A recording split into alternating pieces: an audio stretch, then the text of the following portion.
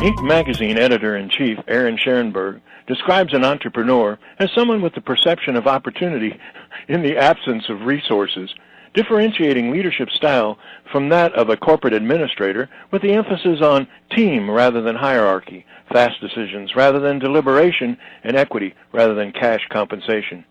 Right from the start, her vision was simple. Her goal set a bar amazingly high. Today, the company she started in 1990 has 27 branch locations with more than 2,000 team members in the U.S. and Europe. Revenues of more than $200 million. The company ranks 16th among the largest staffing firms in the U.S. and provides IT services to Fortune 500 companies globally: agriculture, energy and utility, financial, government, healthcare, retail, distribution, and telecommunications industries. Greetings, everyone. It's Friday, December 12, 2014, and welcome from the Technology Association of Georgia. This is Tech Talk, and I'm your host, Frank Baia. This edition, we explore nearly a quarter century of evolution in the IT and workforce solution business. What's changed and, well, what stayed the same? And speak to an individual who literally defines the description of entrepreneur. She shares more than her insights. She shares unique experience and her wisdom earned in a tough, competitive industry and a challenging economy, and how she built a hugely successful business and an industry reputation that goes far beyond her professional performance. Competitors, community leaders, and lifelong clients all recognize her as one of the most respected industry leaders and community philanthropists in her city, community, and industry. Up to the Tech Talk, Cynthia Pasky, founder, president, and CEO of a Detroit-based IT and business services company that has grown to become a world leader, recognized as the sixth largest diversity staffing firm in the U.S., named among the top 25 women-owned business in the nation, ranked a top diversity business, and recognized by the 101 best and brightest companies in global IT and business services. The Tech Talk takes a special pride in sharing entrepreneurship done well, and the insights of an industry's top executive and world-leading successful entrepreneur, Strategic Staffing Solutions founder, president, and CEO, Cynthia Pasky. This edition of Tech Talk is brought to you by GlobalSpeak.com, new media consultants, corporate video and audio communications, video and audio production and distribution, live and virtual event production. Tag TV and Tag Radio is a service of GlobalSpeak.com, creatively delivering powerful marketing, video, and audio solutions. Cindy, welcome to Tech Talk. Well, hello, Frank. Thank you. It's good to be here.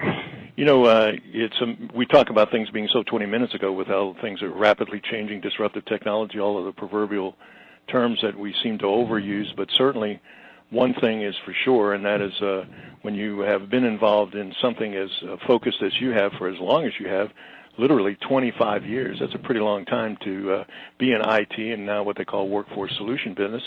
Tell our audience a little bit about, from your perspective, what's changed and maybe what stays the same. Well, you're right, Frank. I mean, 25 years is it's a long time in business, right? In some ways, it's not, but for companies that start from scratch, it is a long time. You know, I think that one of the things that hasn't changed is that it's a business that involves people, and the ability to have people match and bring forth skills and do the job and communicate well.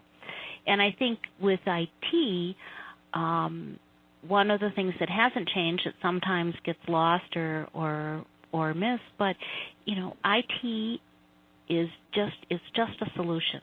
And sometimes it's just part of an overall solution. And now it can be a much more robust solution. It can be faster. It can have more elements. But reality is it's not the driver. It's the answer to what the business needs, or in our world, what the customer needs to grow and build and service their clients and have a successful business. When you're focused and you're passionate about what you do, I know when you mentioned about it can be a short period of time and it seems to move so quickly, but so many radical changes, so many different things that have occurred that would be pretty amazing if one, like yourself being an entrepreneur and a founder, could have foresaw what has happened over the last couple of decades.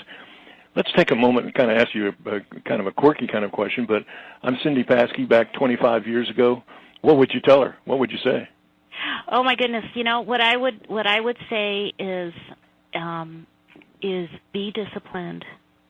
Do not chase trends. Absolutely never. Understand your customers' businesses and industries as well or better than your own. And remember, you can be passionate, but you shouldn't be emotional. Great stuff. That's really you've been asked that question before. That sounds too good, or maybe you actually believe that. That was great answer. I do believe that. Absolutely. That's not an answer. That's a wisdom. We need to write that down on a card somewhere. That was excellent, really.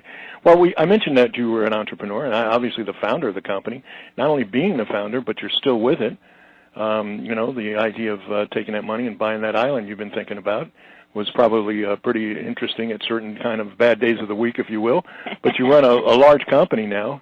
And I guess really the next question was, is there any advice for an entrepreneur out there as far as someone that's in the early stages, that's fighting the battles and the challenges and maybe can't see the ultimate outcome? Yeah, that's a good question, Frank. I think that one of the biggest challenges when you're an entrepreneur is you have to make an intentional decision to say that I'm going to learn how to become a CEO. And some of the traits are the same and some of them are not. And you have to recognize that being an entrepreneur, it has its advantages. You're your own boss, kind of. You really work for your customers, your consultants, your team. You say, this is how we're going to do it, or this is how I'm going to learn how to do it. But it requires far more sacrifice than working for someone. And so when I look at entrepreneurs, or I look at someone that's considering to become an entrepreneur, the biggest piece of advice is, A, do something you're really good at, and that's always not the same thing as what you like best, and B, recognize that you will make more sacrifices over the next 5 years to have your company start and run and be a success than you would ever make working for someone else. I think I'm going to call you the Oracle of Staffing Solutions. These are such as great long as it has a green halo over it. This is great wisdom that I'm hoping that it's one of our larger listening audiences, because these are really, really good things to live by. Let's talk a little bit. I mean, you couldn't have picked a more competitive market to look for talent in, and now you're describing it is kind of all about the people, especially in a growth area like healthcare and IT.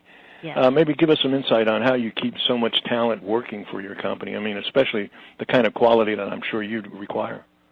Well, thank you. That's a good question. I think there's a couple of things. I think that, and we really believe this, I think that if you position yourself to be an employer of choice, and in our industry, if we position our customers to be employer of choice, there's never a talent shortage.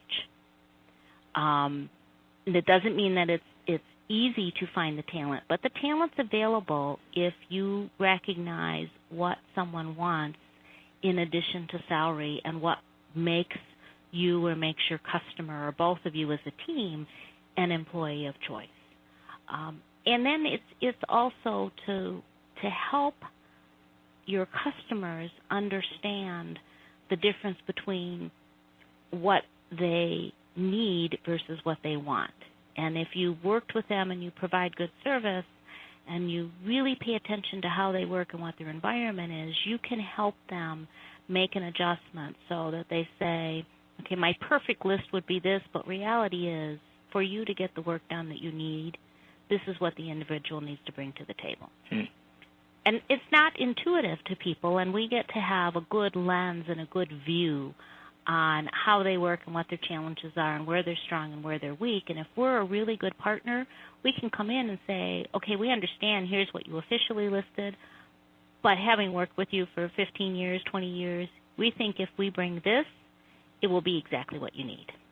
Well, I think Go ahead. No, please. When I hear most important, I'm going to stop. Go ahead. I think that the most important is to recognize that if you aren't positioned and your customer isn't positioned as an employer of choice, it's not going to work. You're always going to see your talent churn, and someone else will get the person, and they may not even have to pay more for them. The depth of of relationship, the depth of trust. I mean, the commitment that you have comes across. And I'm joking about well, not really about the Oracle, but the fact is these are great wisdoms to not just practice a business by, but to live by as far as building this strong kind of trust and relationship, personal or professional. Let's talk a little bit about, I mean, it's a global company now, and yet I mentioned Oracle and about making great wisdom, but I hate to do the stereotype looking back into the city of Detroit, but your corporate headquarters are in Detroit. Tell us a little bit about that and what makes that city a good place for you to run a successful business like yours. Well, thank you. I think as you know, and we've talked, I mean, we're very, very committed to the city of Detroit. My grandparents came here in 1911. I grew up here. We choose to be here. We're fortunate S3 could be headquartered anywhere in the world, and it's a choice. And it's a choice for a couple of reasons. It really is a good place to do business. We have an exceptional mayor in Mike Duggan. We have an exceptional governor in Rick Snyder. We have a Republican and Democrat working together, making the right decisions for the right reasons. But logistically, this is a great place to be. We're a hub for Delta Airlines. We can get anywhere in the world with 1 or 2 flights. So when, I always say that, the name on the tail of my aircraft is Delta. So when you're a growing company and a mid-sized company, your ability to be in front of your customers quickly is really important. We have a tax structure that we understand, and one thing business dislikes the most is the unknown. So we know what it costs to do business here in Michigan. We can get where we need to go. And we believe in cities. We believe in urban environments, and so we choose to be here. And it has served us well in 24, soon to be 25 years. Well, now, one of the things, and I apologize, we're quickly running out of time, but certainly I really want to cover is your strong community-minded mission. I think a lot of our people may be aware, but many of them may not be, that you give away more than $2 million a year. Why such a commitment to giving, and what's the focus areas of your community work? Thank you. I grew up believing that corporations, private, public, any size, that it was the responsibility of the corporation to engage in the communities in which they draw wealth. And so when we started S3 and built out S3, that's a fiber within the business. And our commitment is the better we do, the more that we will share. And the more that we share, if we do it in a thoughtful, meaningful way, and we can impact the communities we do business in, then it's a better place for us to be. It's better for our customers, and it's better for our employees. And ultimately, we create a new generation of employees. Well, it's too important to overlook, but quickly again, just mention a little bit about the focus on bringing and transforming military people to civilian workforce. Thank you. That's we have a whole program that we run. We have a team of military sourcers. We represent every branch of the military, every service. We're designated as a military spouse employer, a military employer, and what I always remind everybody is that the answer for most of our talent void sits with individuals coming out of the military, but you have to take the extra steps to help them take their CV, resume, and align it to what you're looking for. And if you take those extra steps, you'll find IT professionals, engineering professionals, nuclear professionals, healthcare professionals, logistics individuals, all of whom place a great value on an opportunity, very focused, very disciplined, and work ethic that you're not going to find many other places.